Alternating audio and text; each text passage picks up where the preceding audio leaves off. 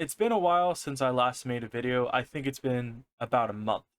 And there's two reasons for it. The first reason is about a month ago, I got really into playing a Cobblemon mod pack with some friends, so I got kind of lazy. And then about 2 weeks ago, actually, I think 2 weeks ago, a little over 2 weeks ago, my dog got attacked by my neighbor's pit bulls. I've been sort of having to deal with that injury and stuff. This is a short timeline of what's been going on. So I want to talk a little bit about it because it's been a very difficult time, but now about a little over 2 weeks later, my dog is mostly fine. He's just sleeping in his crate. The first thing I want to say is I'm not going to show off any of the pictures of his wounds or any of like the x-rays or stuff because they're pretty disgusting. They were upsetting to see. I didn't like looking at them, and I don't know how much of the blood or wounds would be allowed to be seen, so I'm not going to actually show any pictures because I don't think that would be very conducive. But I do want to give a bit of background on what happened. So I have two dogs. One is sleeping right there. Well, I guess he's not sleeping anymore. The other is my brown and white dog. He is part corgi. He's about 20 pounds. So imagine this is like my street, right? This is what happened is the neighbor over here, this neighbor, it's his dog that actually attacked my dog. So they have two pit bull mastiff breeds. They're over 100 pounds. They are very, very big dog. When they stand on their hindquarters, they're actually taller than me.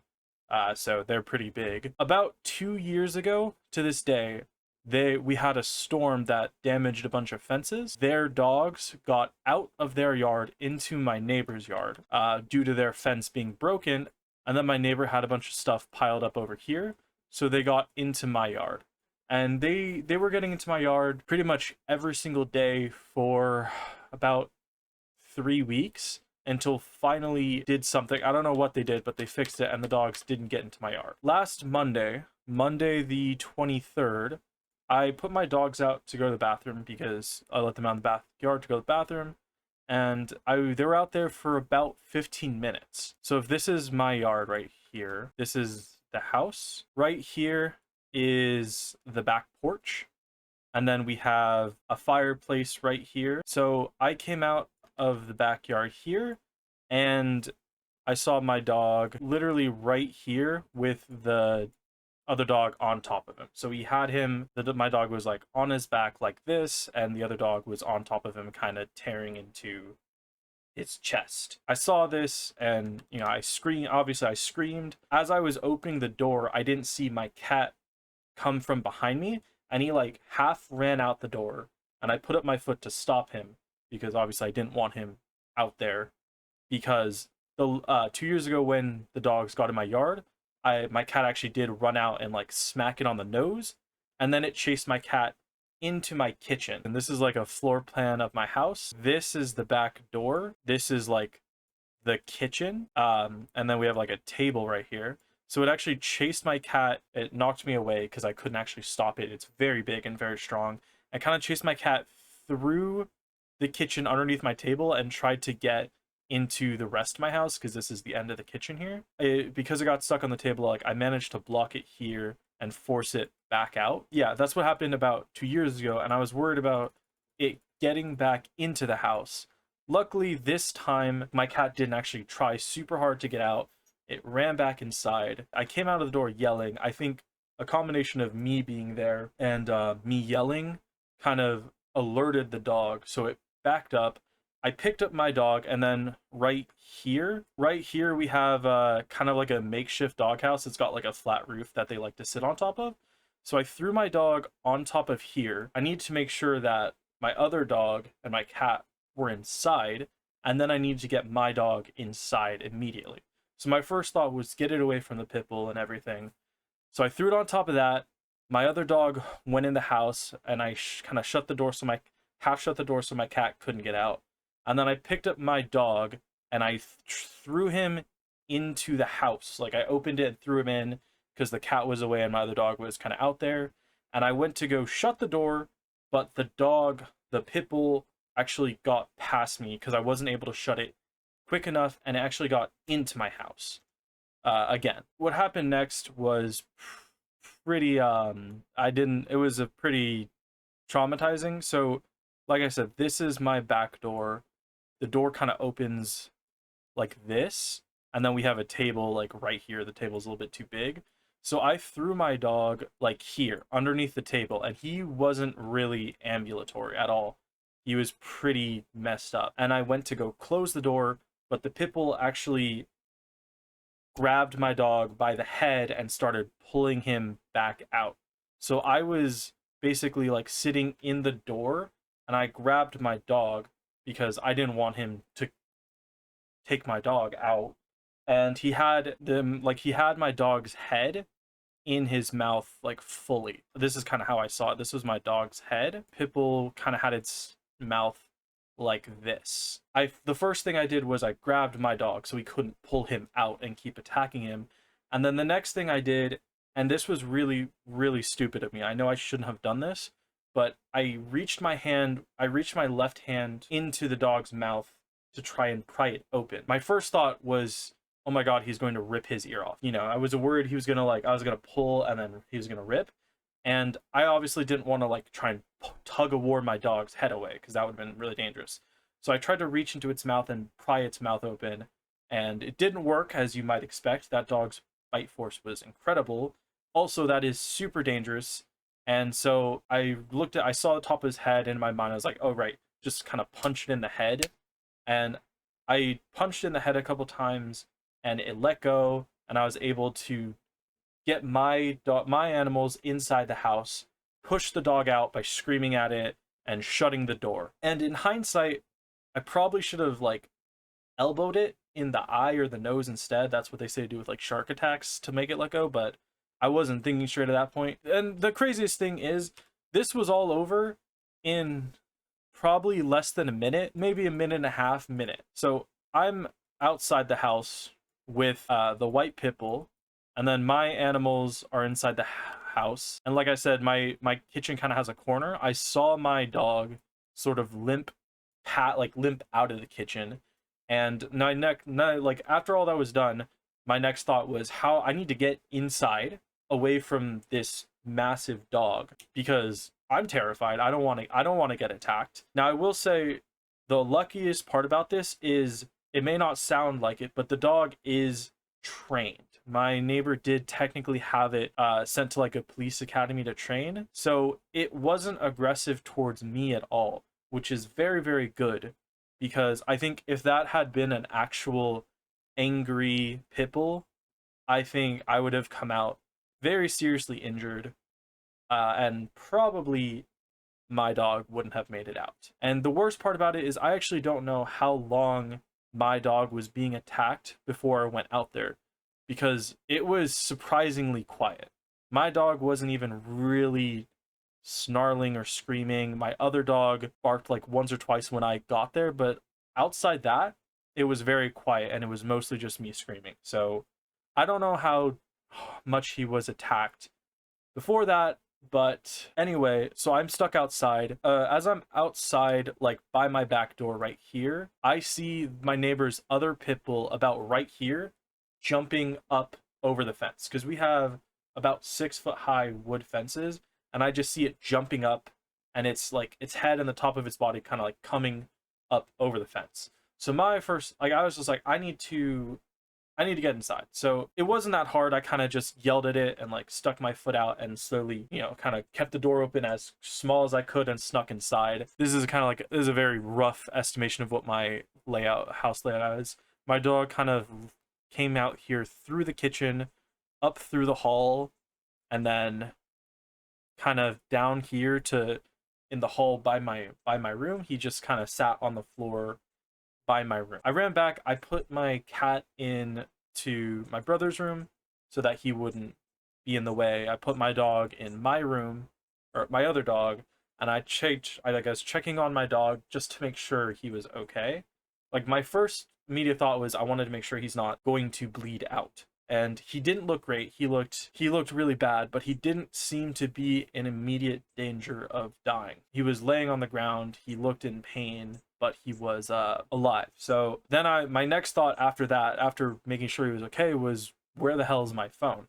Because I was like, when I was walking out to the backyard to let them in, I was looking at something on my phone and listening to music. I don't know where my headphones had gone or my phone. I had lost them in my panic to get outside. So I went back to look in the kitchen. I couldn't find them. My next worry is, oh my god, I hope they're not outside, because there's still a dog out there. I couldn't see it, so I freaked out a little bit. I will admit, I was freaking out pretty hard at this point. I ran outside my front door and I ran back, like I ran around to our side gate, and our gate's pretty old, so it kind of sticks a bit. I was like, I hope my phone's not in the backyard somewhere, because I need to get it to call my mom so that she knows what's going on and we can take my dog to the hospital. I broke our fence, like I broke a board off our fence to open it quick because it was stuck. So I broke our fence down. I wanted to get the dog to leave, so I pushed it outside. Like I pushed it out my fence gate. I tried to close the fence gate, but it just walked back in because the fence is old and rickety, so it kind of just walked back in. And I couldn't find my phone out there. I did that like one or two more times. I can't remember exactly. Then I found my phone finally. It was stuck on the ground just right outside the door. I was calling my mom. Luckily, she was leaving work at that point, about 15 minutes away. She came home. We got him to the pet hospital, and then that's where luckily that is actually the end of the whole attack. So now we're gonna talk about so what's been going on this past week. So that dog attack was about 6 p.m.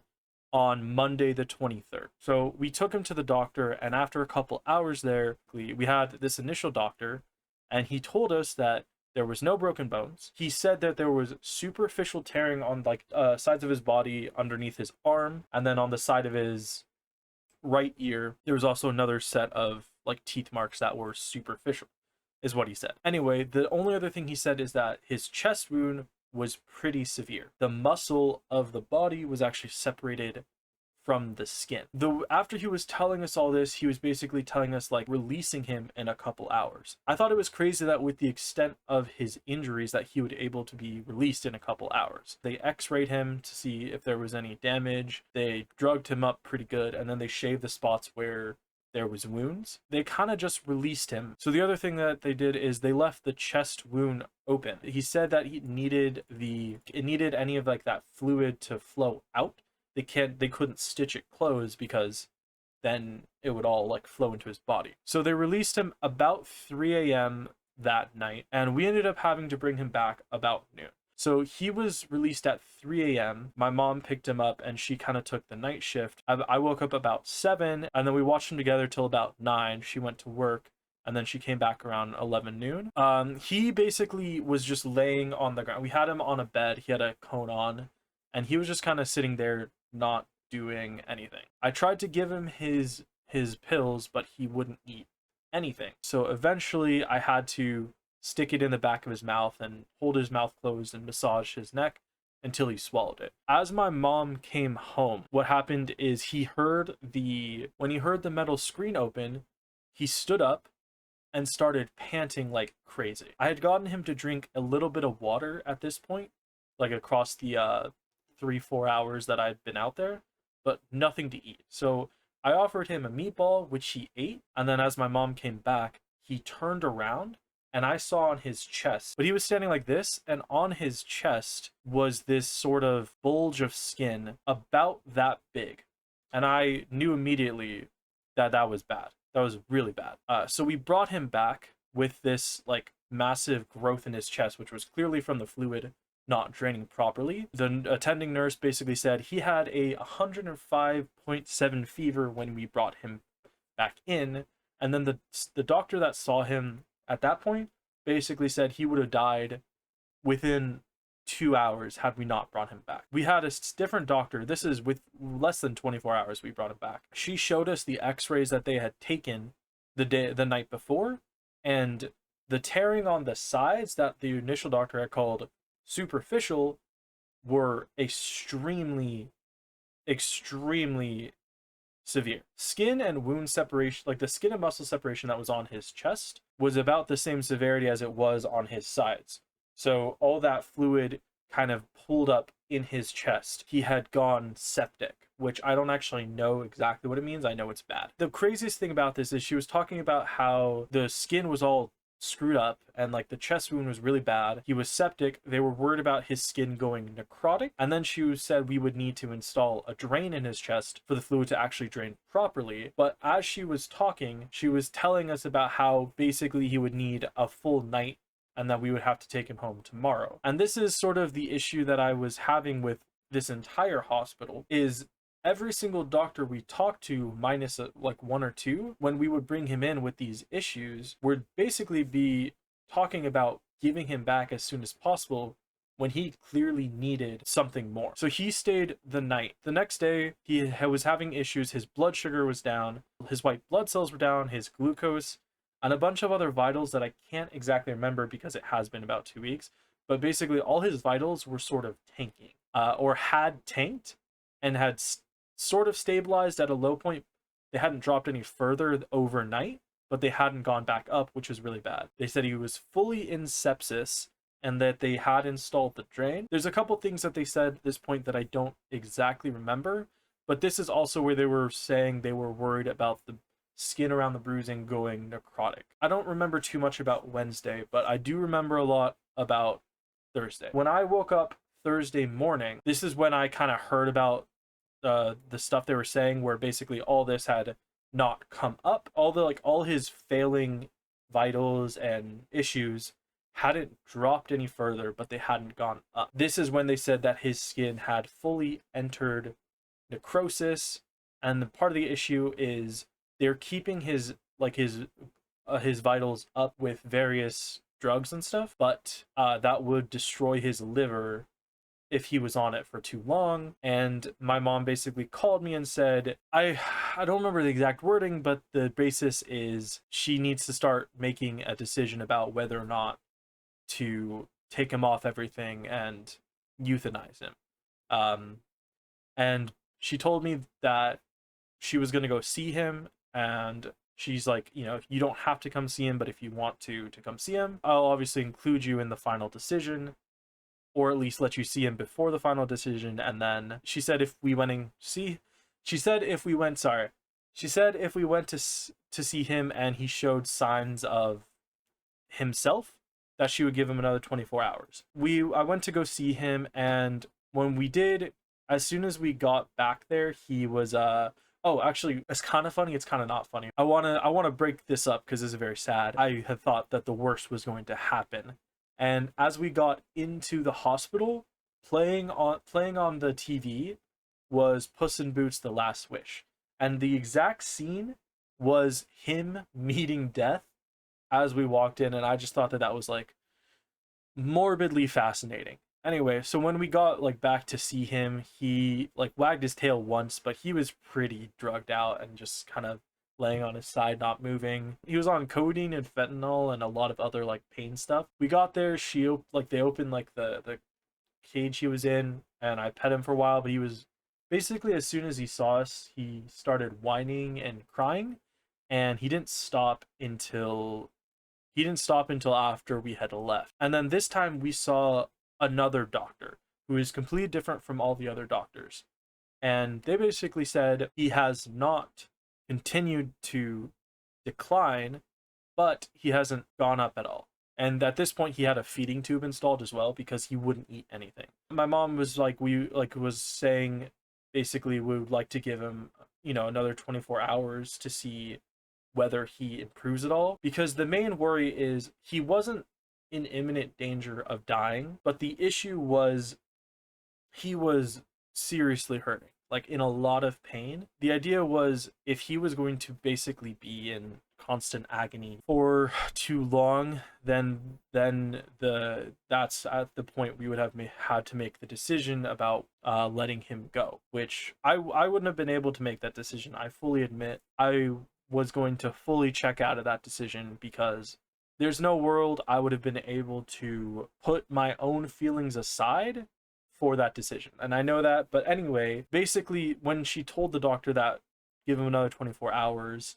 She said that he probably wouldn't have any change in status for another 3 to 5 days. It could be 3 to 5 days and he gets better, or 3 to 5 days and it could be worse. She said the same thing about 24 hours. And this is where I started to get the feeling that I wasn't super happy with what they were doing, because he's been in the hospital. So the first day we brought him, it was about $1,000 to basically give him drugs, shave a couple spots on his body, and give him x-rays, which already seemed like a lot of money. And then Tuesday and Wednesday were both $2,000 to $3,000. And when they gave us the estimate about further hospitalization, it was basically $3,000 a day. It seemed a bit insane to me. But anyway, this doctor was also talking about releasing him the next day. I'm not a medical professional or anything. It's just, this is like the experience I had, and it started to rub me the wrong way. Then Friday, he had the surgery to remove what necrotic skin he had,